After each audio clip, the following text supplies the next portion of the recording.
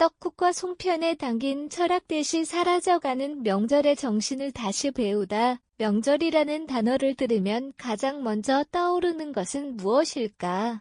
대다수의 사람들은 쉬는 날 귀성길 세뱃돈 명절 스트레스를 떠올린다.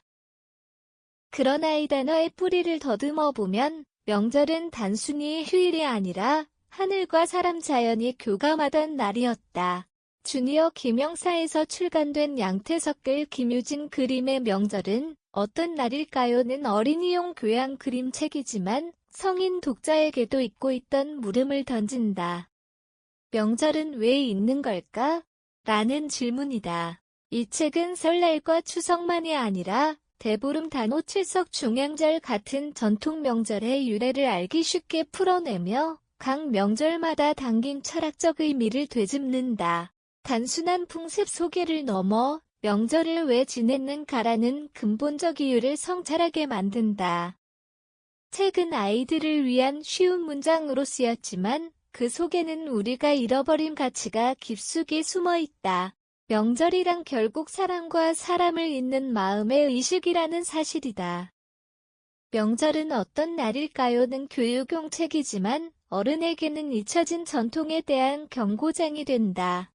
저자는 우리 조상에게 명절은 하늘의 복을 빌고 농사의 풍년을 기원하며 가족의 안녕을 기도하는 날이었다고 말한다. 이 한 문장 속에는 조상들의 공동체 중심의 삶의 철학이 녹아있다. 명절은 개인의 행복보다 모두의 복을 비는 집단적 의식이었다.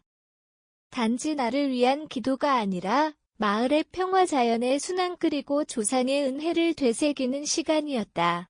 현대의 명절은 종종 소비의 축제로 변질됐다. 설에는 선물 세트, 추석에는 귀양 전쟁이 뉴스의 주요 소재가 된다. 그러나 책 속의 명절은 절제와 나눔의 날이었다. 음식을 차리는 이유는 자신이 먹기 위함이 아니라 조상과 이웃과 함께하기 위해서였다. 양태석 작가는 어린이들에게 오늘은 어떤 날일까요? 라고 묻는다. 이 질문은 아이를 향하지만 실은 어른들에게 던지는 물음이다.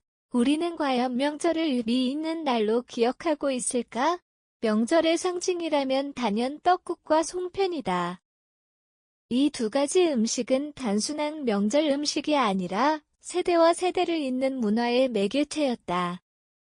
떡국은 한 살을 더 먹는 음식으로 알려져 있다. 흰떡은 깨끗한 마음과 새로운 시작을 길게 썬 가래떡은 장수를 상징한다. 즉, 한 그릇의 떡국에는 시간의 흐름과 인간의 성장에 대한 철학이 담겨 있다. 송편 역시 단순한 먹거리가 아니다.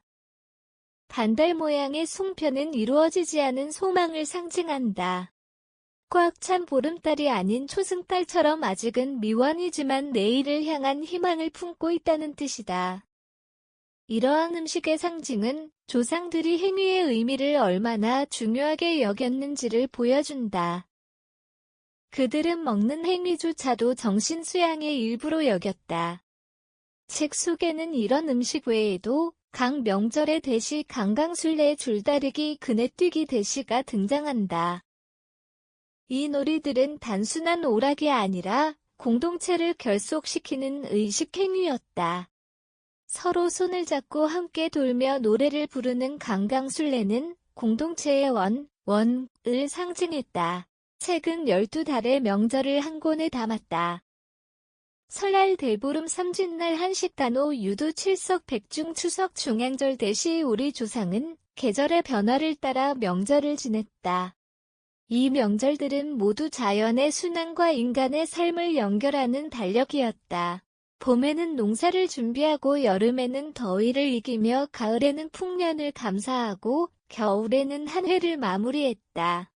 그러나 산업화 이후 이 달력은 점점 사라졌다. 농사가 일상의 중심이 아니게 되면서 명절의 의미도 희미해졌다. 현대의 달력에는 설과 추석 단 두 개의 명절만 공휴일로 남았다. 명절은 어떤 날일까요?는 그 잊혀진 명절들이 이름을 다시 불러낸다. 유두, 백중, 중양절 같은 생소한 단어들을 통해 우리의 문화적 기억을 복원하는 작업을 시도한다.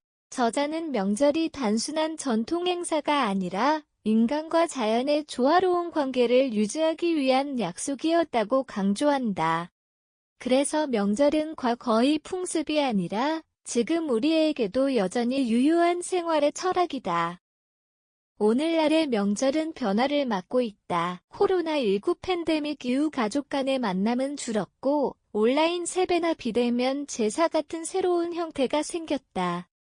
이 변화는 명절의 본질을 훼손할까? 아니면 시대에 맞게 진화하는 과정일까? 명절은 어떤 날일까요?는 후자에 무게를 둔다. 전통은 변화돼 정신은 남는다는 것이다.